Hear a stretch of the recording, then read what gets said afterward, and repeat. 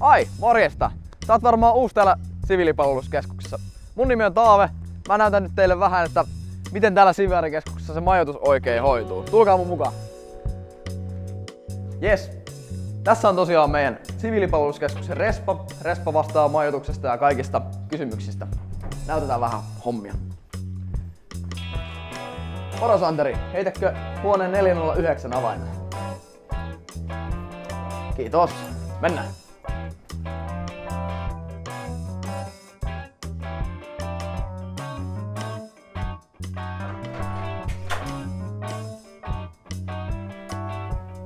On nämä sivarimiemet kyllä loistavia. Keskuksella tosiaan majoitutaan 2, 4 sekä 6 hengen huoneissa. Huoneesta löytyy totta kai sänkyjen lisäksi myös pöytä sekä kaapit. Mikäli haluat saada kaapin lukkoon, on sinun itse syytä tuoda oma lukkosi. Sopivan kokoinen munalukko. Hei, teillä ei kauaa kestänyt. Esitellään suihkutilat ja vessat. Täällä on meidän suihkut, vessat. En mä oikeastaan edes tiedä, että kannattaako tästä esitellä yhtään enempää. Kyllä te tiedätte, mitä nämä hommat on. Lähdetään saunaan. Okei, tässä on keskuksen sauna. Mennään kattoo, minkälaisia lämpöjä sieltä irtoaa.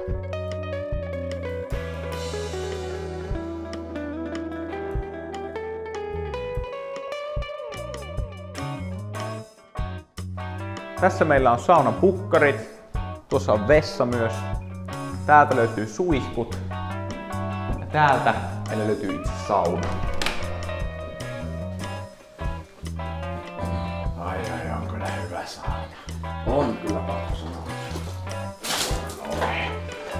Kyllä se kiuas kannattaisi lämmittää ensin. Keskuksella on myös pesuhuone, jossa voi pestä pyykkiä, kunhan omat pesuaineet on mulla mukana.